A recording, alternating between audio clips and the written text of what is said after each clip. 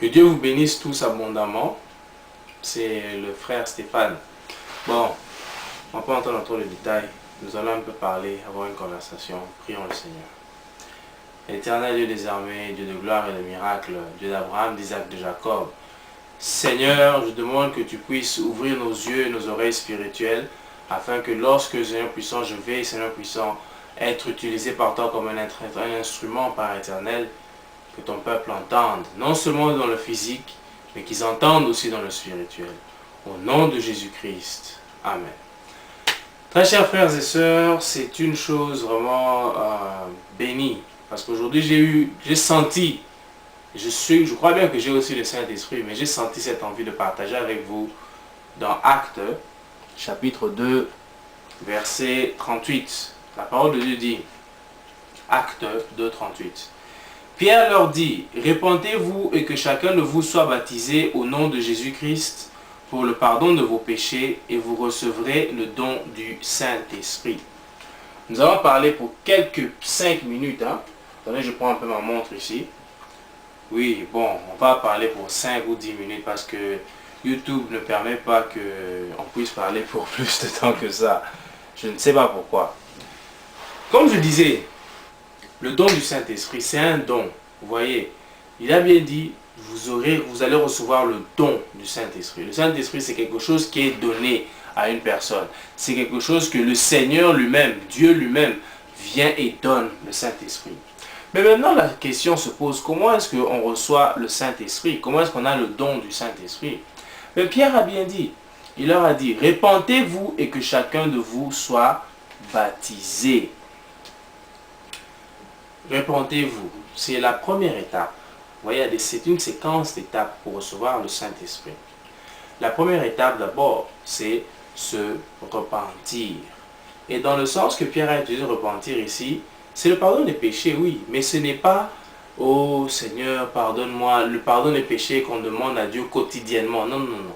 Ça, c'est la repentance pour recevoir Jésus. C'est le pardon des péchés qu'on commettait quand on ne connaissait pas encore Jésus, quand on n'avait pas encore connu Jésus, la repentance des péchés, quand on n'avait pas encore le salut. Donc, Pierre, ici, quand il parle, il dit, répentez-vous donc, recevez le salut. Et après, il continue. Après, quand il continue, il dit, répentez-vous et que chacun de vous soit baptisé au nom de Jésus-Christ. Donc, la première étape, c'était de nous repentir. La deuxième étape, maintenant, c'est d'être baptisé.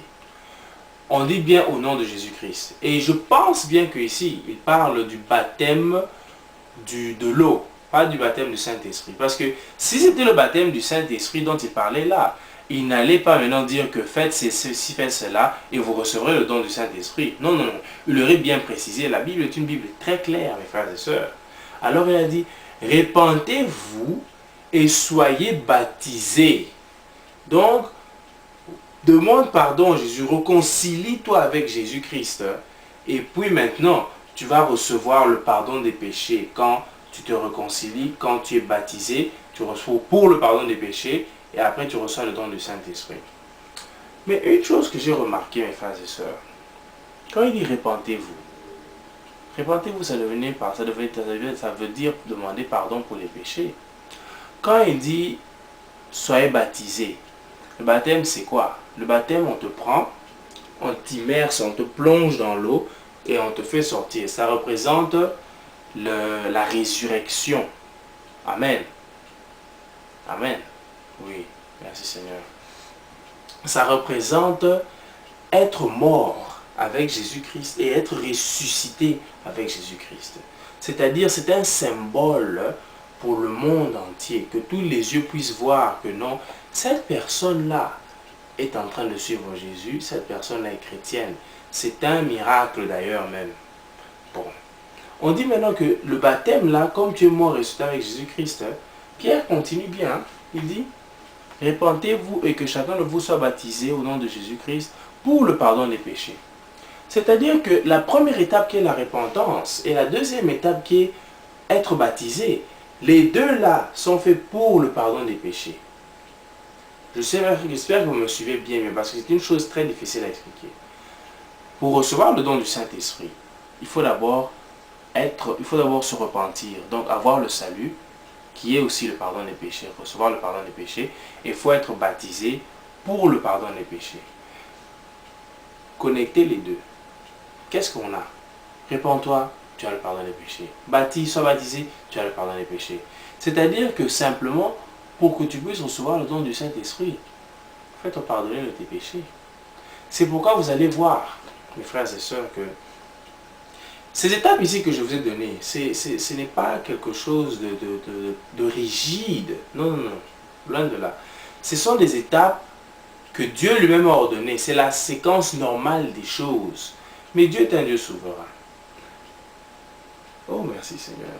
Le don qu'il a donné, le don du Saint-Esprit, comme je l'ai dit, il faut seulement recevoir le salut, le pardon des péchés, et être baptisé, le pardon des péchés. Mais maintenant, vous allez me dire, mais Stéphane, comment se fait-il que d'autres personnes sont là, ils reçoivent le pardon des péchés, ils reçoivent le salut, et directement ils parlent en langue. Ils n'ont même pas été baptisés d'eau. Pourquoi?